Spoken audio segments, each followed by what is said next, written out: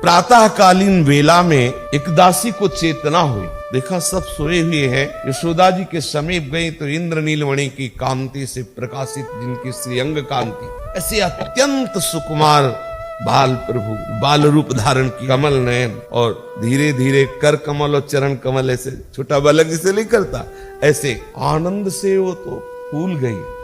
अब वो यशोदा जी को जगा रही कि यशोदा जी से कहती है कि सखी उठो, महामंगल आनंद हुआ, तुम्हारे लाला हुआ। अब समझो दासी को बताना पड़ता तुम्हारे लाला हुआ, ये ऐसे लाला है जिनके हो रहा उनको खुद पता नहीं है कि लाला हुआ कि नहीं, ये है इनकी योग माया का प्रभाव। उस सखी ने सब सखियों को, दासियों को जगाया।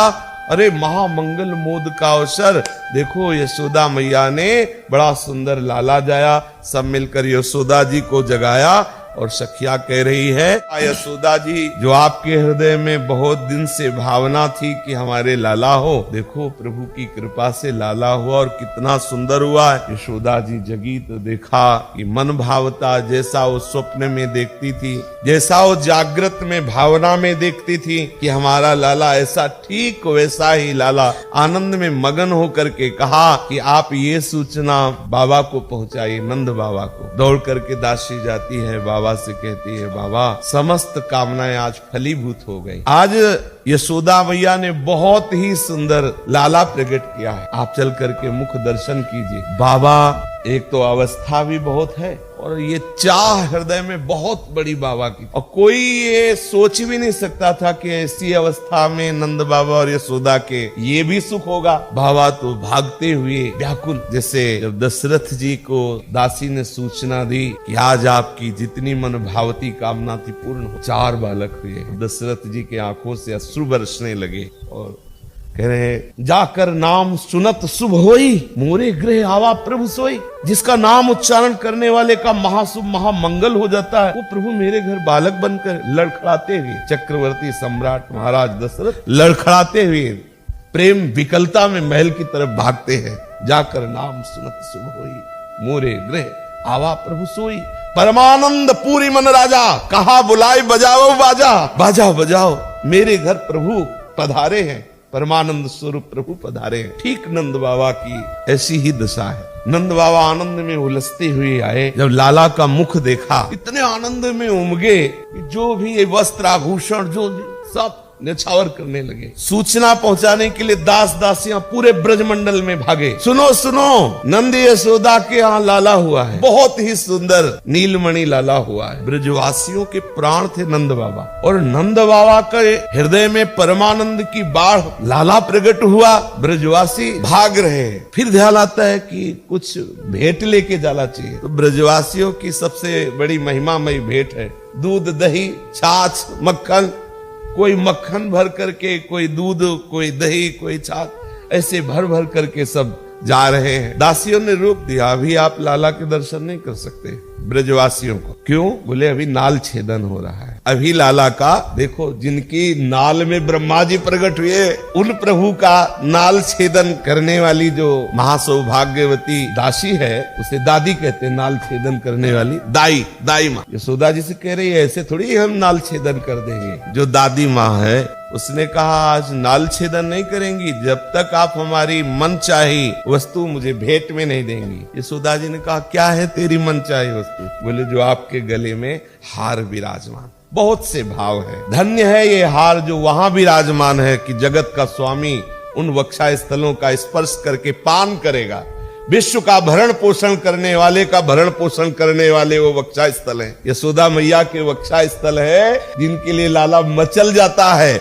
जग का जीवन दाता, उसके जीवन का पोषण वहां से होता है। बहुत से भाव है, इसीलिए दादी माँ ने कहा हम आपके उर का वो हार लेंगे। और दूसरी भावना एकांतिक है कि आपका हम हृदय हार लेंगे और मुझे कुछ ले चाहिए। यशोदा का हृदय हार क्या है? कन्हैया, कृष्ण प्रेम, कृष्ण। यशोदा जी कुछ बोल नहीं पाई तो उसने फिर और जोर की बात कही। और जो हैं उनके लिए बहुत से गोप हैं, बहुत से गोप जजमान जो उनकी आशा पूर्ति। हमने आज तक किसी को अपना जजमान नहीं, हमारे लिए तो आपका ही केवल घर है। बहुत दिनों से अर्थात पूरे जीवन में केवल एक ही आस थी कि आपके लाला और उस लाला का मैं नाल छेदन करूं। उसका मुख दर्शन करूं। आज मुझे वो सौभाग्य प्राप्त हुआ। दाई माँ ने जब ये अपना नेग आचार मांगा कि मुझे अपने, तो प्रगट में वो हार और फिर अंतर से श्री कृष्ण प्रेम प्रदान, वात्सल्य सिंधु यशोदा जी ने उसे श्री कृष्ण प्रेम प्रदान किया। कौन सा सौभाग्य प्रभु अपने भक्तों, वो भक्त ही महान प्रेमी भक्त है। कैसा सौभाग्य, जिसके नाल में समस्त जगत को प्रकट करने वाले भगवान ब्रह्मा जी प्रकट होते हैं। वो प्रभु का नाल छेदन, वो महान भाग्यवती अतिशय बड़भागिनी वो दाई मां कर रही।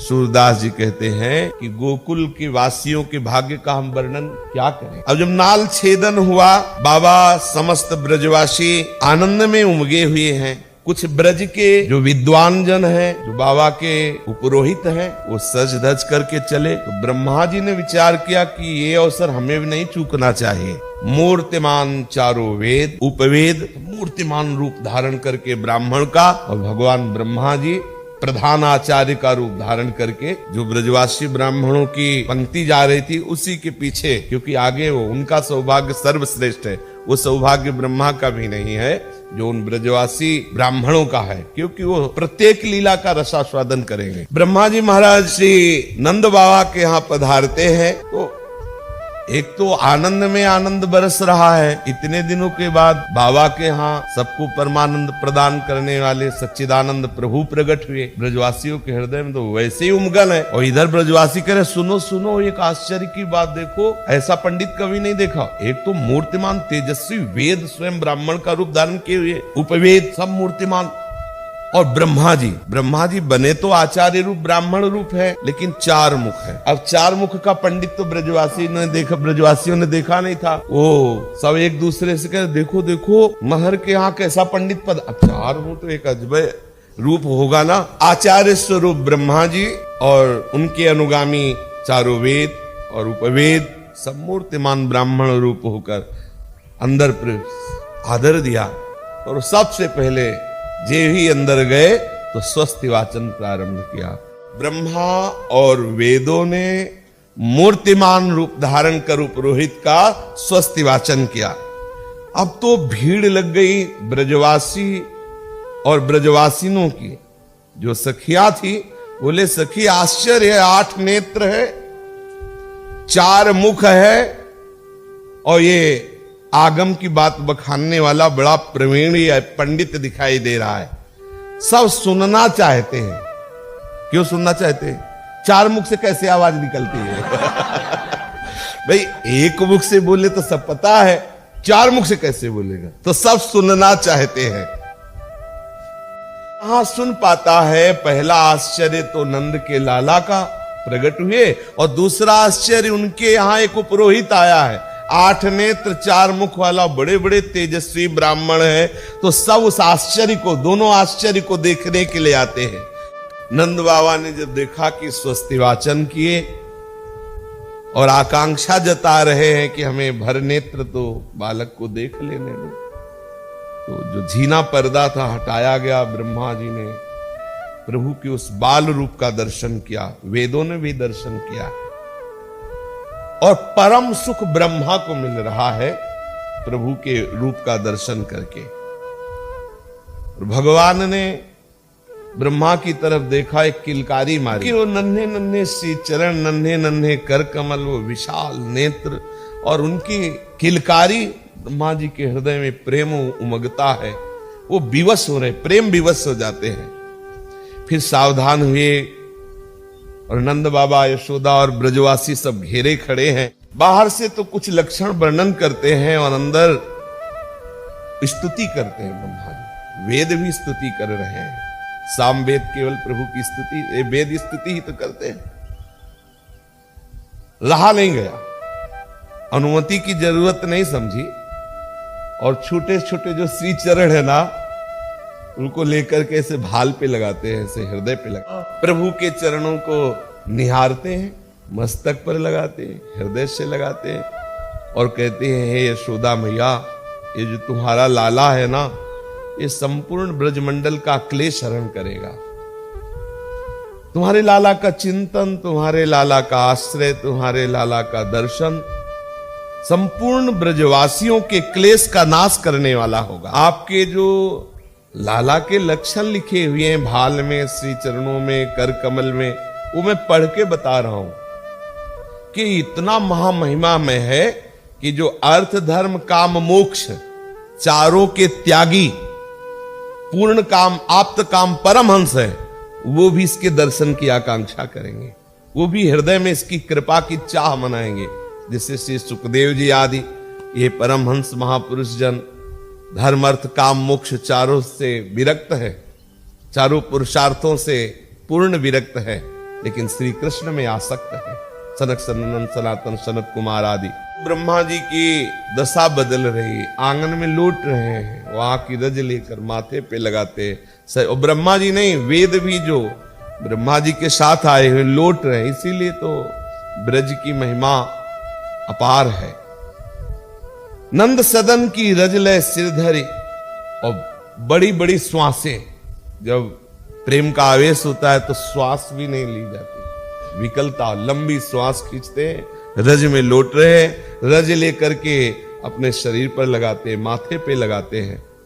ब्रजवासी जन तो आश्चर्यचकित हो रहे हैं।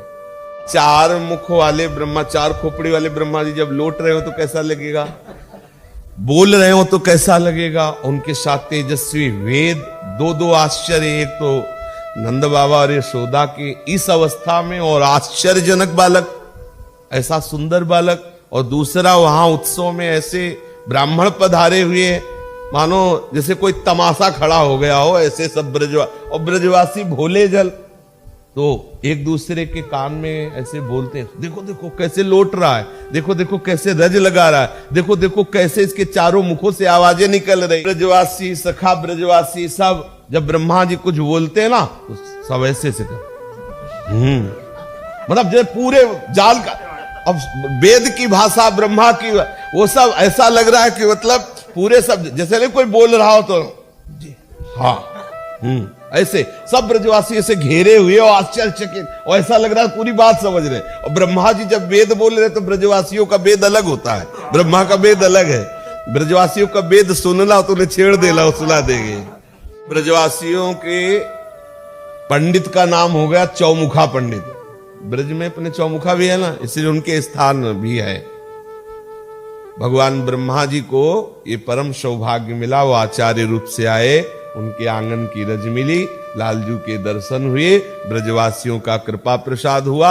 समस्त ब्रजवासी आनंद में उमगते हुए बाबा के यहाँ पधारे हुए थे। पूर्ण श्रृंगार करके ब्रज गोपियां मंगल थार सजा करके बाबा के यहाँ पधार रही, और जो ग्वाल बाल हैं वो गुंजा की माला पहन करके, घेरू आदि से चित्रकारी करके, सिर दधि माखन के माट गावत गीत नए, बड़े बड़े विशाल मटके जिनमें कोई दही लिए हुए, कोई दूध लिए हुए बाबा के घर आ रहे। बाबा के घर के आंगन की चिदानंद महता, 84 कोस के ब्रजवासी, ब्रजवासिनी सखा सब बाबा के आंगन में है। और आश्चर्य की बात, दही दूध के खार हैं, मटके में नहीं रखा है, बड़े बड़े कुंड हैं, वो आंगन में एक दूसरे को उठा उसी में डाल रहे हैं। 84 कोस में रहने वाले ब्रजवासी बाबा के आंगन में, और ऐसे नहीं कि ठसे हुए ऐसे चिपके खड़े हो,